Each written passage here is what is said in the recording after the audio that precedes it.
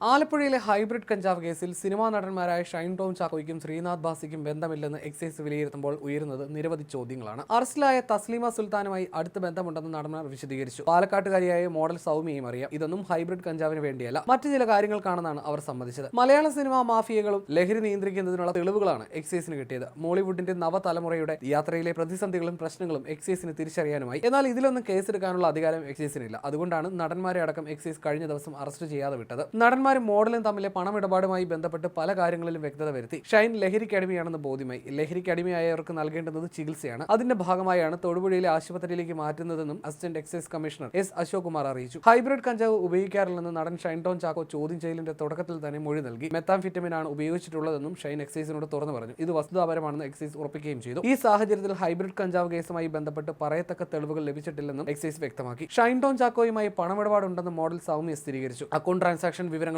എക്സൈസിന് ലഭിച്ചു. 6 വർഷമായി ഹൈബ്രിഡ് കഞ്ചാവ് കേസ് പ്രതിയെ തസ്ലീമയെ അറിയാമെന്നും സൗമ്യ മൊഴി നൽകി. എന്നാൽ ഇവരുമായി ലഹരി ഇടപാടുകളില്ലെന്നും മറ്റു ചില ഇടപാടുകളാണ് നടന്നതെന്നും സൗമ്യ വ്യക്തമാക്കി. നടന്മാരുടെയും സൗമ്യയുടെയും 10 മണിക്കൂർ നീണ്ട ചോദ്യം ചെയ്യൽ ഇന്നലെ രാത്രി പൂർത്തിയായ ശേഷമാണ് എക്സൈസ് കഞ്ചാവ് കേസിൽ ഇവർക്ക് പങ്കില്ലെന്ന നിഗമനത്തിലെത്തിയത്.